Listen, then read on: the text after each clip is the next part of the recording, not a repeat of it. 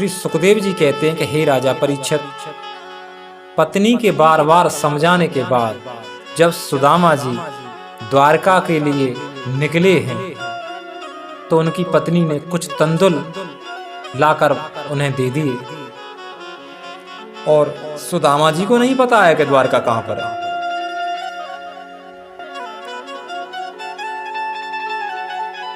चलते चलते कई दिन बीत गए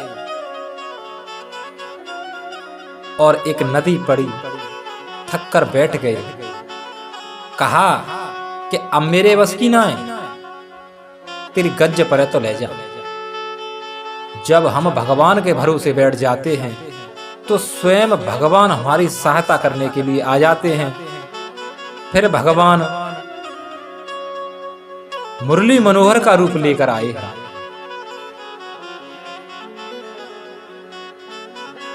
और कह रहे हैं कि कोई भैया नाव पार करेगा का, नदी पार करेगा का। तो सुदामा जी ने कहा हाँ भैया हम पार करेंगे। तो सुदामा जी ने एक ही बात कही है कि भैया मुंह पर लेवे देवे कछु ना है। तो भगवान कह रहे हैं कि बाबा मैं उन्हें ही नाव पार कराता हूं, नदी को पार कराता हूं नाव के द्वारा जिन पर लेवे देवे कछु न हो, सिर्फ मेरे ही भरोसे बैठे हो, दुनिया से नाता तू। सुदामा जी बोले फिर तो आप भैया बड़े अच्छे आदमी हो, लेकिन उन्हें क्या पता कि वो तीनों लोगों के स्वामी हैं। और नाव में बैठाकर जब चले हैं तो भगवान ने कहा बाबा तुम तो बड़े स्वार्थी हो, हम तुम्हें फ्री में नाव पार करा रहे हैं। अरे कछु अपनों परिचय देते, कछु हमारो लेते। सुदामा जी बोले भैया मैं दरिद्र गरीब ब्राह्मण सुदामा मेरा नाम है और अपने मित्र कन्हैया से मिलने द्वारका जा रहा हूं। मुरली मनोहर बोले अच्छा वो बैलगाड़ी वाला कन्हैया? क्या नाना द्वारकाधीश श्री कृष्ण। मुरली मनोहर ने कहा कि अपनी शकल देखिए, तन पे ना लगता और जा रहे हो कलकत्ता। अरे तुमसे अच्छे तो उनके नौकर हैं, कम से कम अपनी शकल तो देखी होती, अपनी हालत तो देखी होती। ये सत्य नहीं हो सकता, वो तुम्हारे मित्र कैसे हो सकते हैं? तब सुदामा जी ने कहा कि भैया मेरा मित्र है ना, वो अच्छे पहनने वाले और पैसा वालों से कोई मतलब नहीं रखता, उसे तो भक्ति प्रेम वाले व्यक्ति ही पसंद आते हैं। और भगवान मन में खुश हो गए कि मेरे भक्त को मुझ पर इतना भरोसा। और नाव चलने लगी। फिर भगवान ने कहा कि बाबा तुमने अपनों परिचय तो दे दो पर हमारा परिचय न दे। भगवान से बोले हैं सुदामा जी के भैया गलती है गई। भगवान ने कहा कि मेरा नाम मुरली मनोहर है और मैं अपनी पत्नी को मायके छोड़कर आ रहा हूं, पर मेरे पग अब आगे नहीं बढ़ रहे हैं। और सुदामा जी ने अपना माला जपना स्टार्ट कर दिया। नाव पार कराई, नदी पार हुई। भगवान ने सुदामा को पल्ली पार उतार दिया। ये पल्ली पार क्या है भैया? कोई नहर बंबा के पल्ली पार ना है।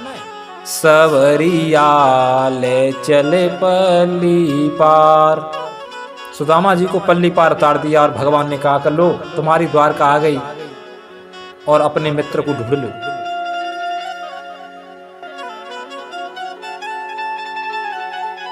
अब सुदामा जी की हालत को देखकर कोई द्वारकावासी भगवान के महल का पता नहीं बता रहा।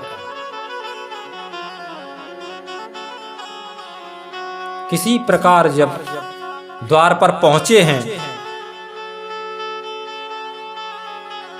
और जाकर द्वारपाल से कहा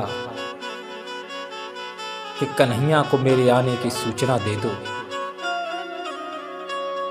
तो द्वारपाल ने जाकर भगवान से कहा है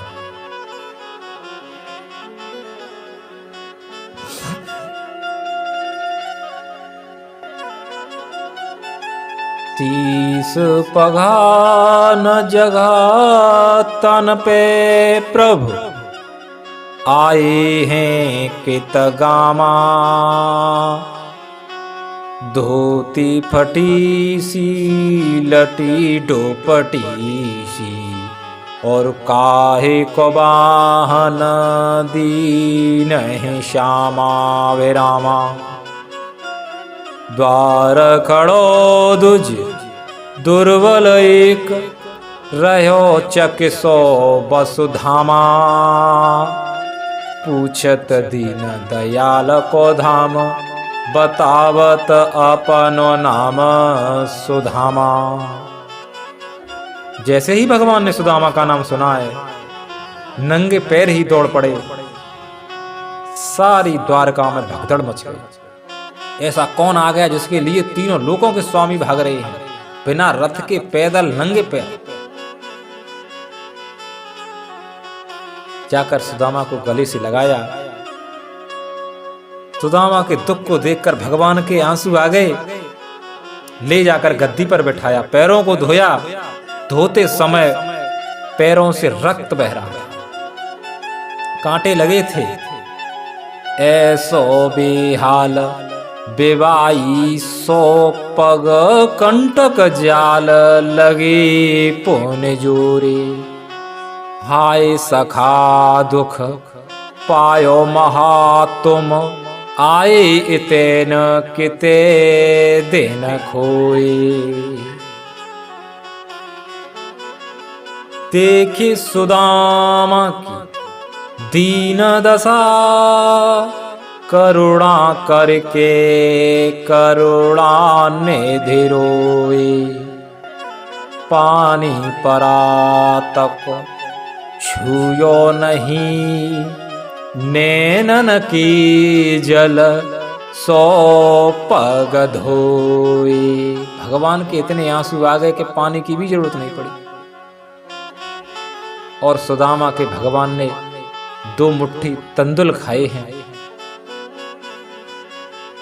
तो बदले में 2 लोक दे दिए। जब तीसरी मुट्ठी खाने लगे तो लक्ष्मी जी ने रोक लिया कि प्रभु, भावनाओं के आवेश में इतना मत बहो, अपने लिए भी तो कुछ रहने के लिए स्थान रख लो।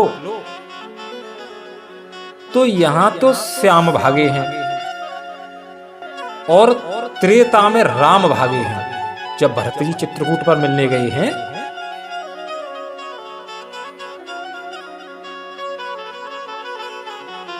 तो वहां तो राम भागे हैं और यहां श्याम भागे हैं। पाए नाथ कहूं पाए गोसाई, भूतल परिहु लंगोट की नाही। कहूं पट कहूं निसंग धन तीरा, उठे राम सुने प्रेम अधीरा। भगवान श्री राम ने धनुष को भी फेंक दिया था और जाकर भरत को गले से लगाया। एक दूसरे में घुसे जा रहे हैं और यहां श्याम भागे हैं सुदामा के लिए।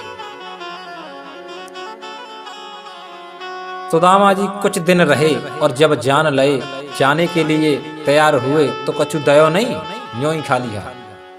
सुदामा जी सोचने लगे, यहाँ तो हम बेकार आए, हमने तो सोची कि सोनो चांदी ला देगो। फिर भगवान ने आवाज दी, रुको, हम कछु भूल रहे हैं। सुदामा जी सोचने लगे, सोच तो हम रहे कछु भूल रहे हो, परंतु हम तो शर्म के मारे हैं, कछु कह रहे ना।